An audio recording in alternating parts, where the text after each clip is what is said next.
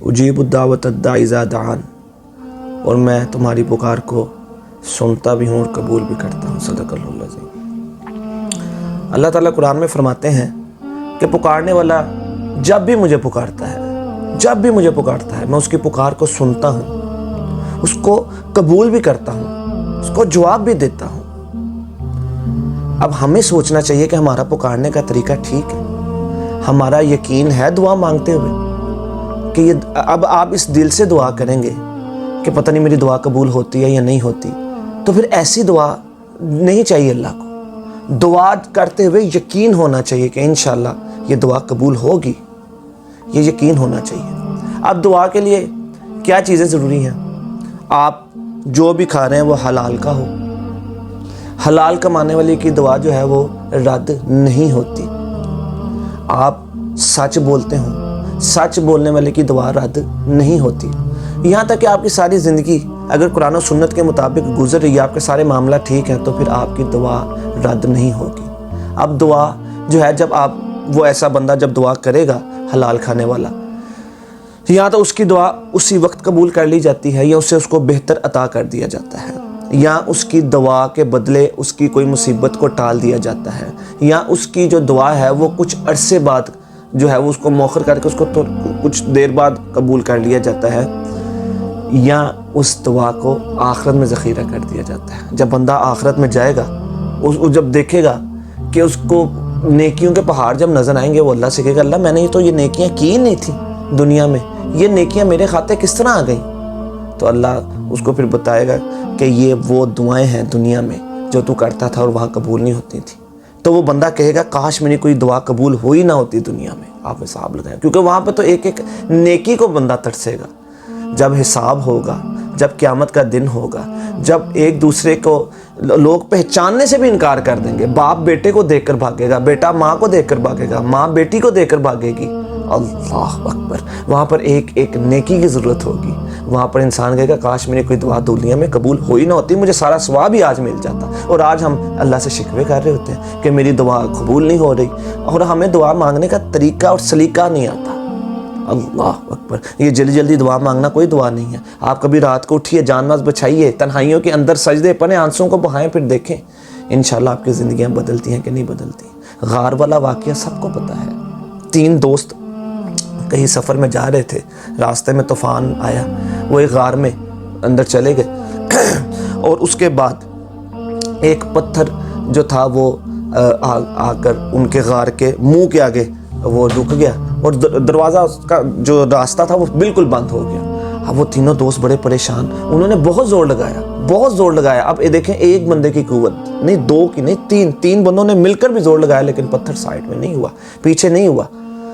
اب ایک دوست نے کچھ مشورہ دیا کہ ہم اللہ تعالیٰ کو نیک کاموں کا واسطہ دے کر دعا کرتے ہیں۔ اب آپ دیکھیں، یہاں سے آپ نیک کاموں کا واسطہ بھی دے سکتے ہیں، اللہ کے ناموں کا واسطہ بھی دے سکتے ہیں، ٹھیک ہے۔ اس کے علاوہ جو ہم شرک سے بچیں، یہ جو واسطے قرآن و سنت سے ثابت آپ وہ کریں۔ نیک بندوں کو آپ زندہ جو ہیں ان کو آپ دعاؤں کا کہہ سکتے ہیں۔ ایک دوست نے کہا کہ نیک کاموں کا واسطہ دیتے ہیں۔ اب ایک دوست نے کہا کہ میں ایک دفعہ میں دودھ چراتا تھا، دودھ جو تھا وہ بکریوں کا لاتا تھا اور بکریاں چراتا تھا۔ میں ایک دفعہ دودھ لانے میں دیر ہو گئی، گھر ماں باپ سو گئے، تو جب میں گھر پہنچا تو بیوی بچے جاگ رہے تھے، تو میرا اصول تھا میں آتے ہی اپنے ماں باپ کو دودھ دیتا تھا۔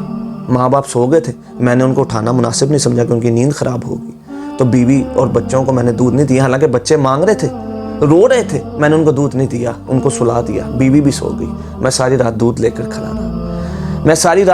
کھڑا رہا ماں باپ کے پاس کہ ان کو جگانا بھی نہیں، ان کی نیند نہ خراب ہو جائے۔ پھر جب وہ اٹھے ان کو دودھ پلایا، تو اس بندے نے کہا کہ اللہ تعالیٰ اگر تو سمجھتا ہے کہ میں نے تیری رضا کے لیے عمل کیا تھا تو اس پتھر کو ہٹا دے۔ پتھر ہلا، پتھر اپنی جگہ سے تھوڑا سا ہلا، لیکن ابھی وہ نکل نہیں سکتے تھے۔ پھر ایک نے دعا کی کہ میں نے ایک مزدور سے مزدوری کروائی تھی، اور وہ میں نے جب مزدوری کروائی تو وہ کوئی جھگڑا کر کے چلا گیا کسی بات سے، تو میں نے اس کی مزدوری نہیں دی۔ اس کی جو مزدوری میں نے دینی تھی اس کا میں نے کوئی کام وغیرہ کیا، اور اس کا مجھے جب پیسے بچے تو میں نے اس کی ایک گائے خرید لی۔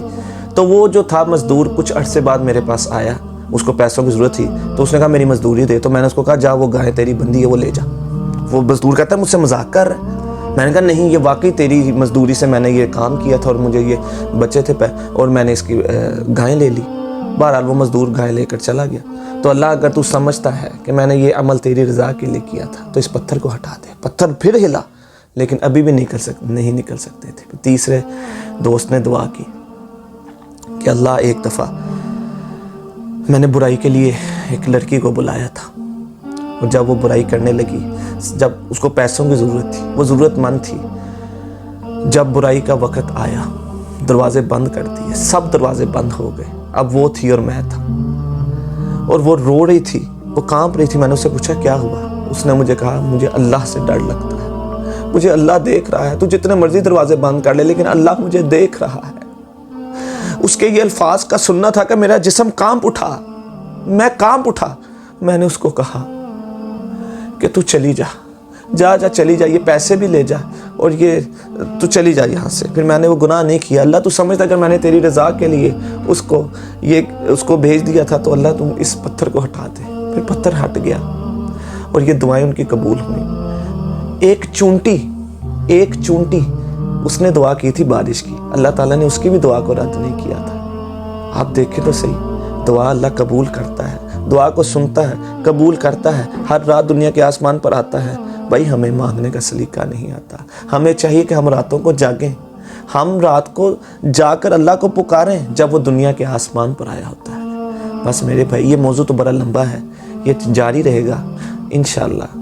اللہ تعالیٰ سے دعا ہے کہ اللہ تعالیٰ ہمیں ہر عمل قرآن و سنت کے مطابق کرنے کی توفیق عطا فرمائے۔ سبحان ربک رب العزت عما یصفون والسلام علی المرسلین والحمد للہ رب العالمین۔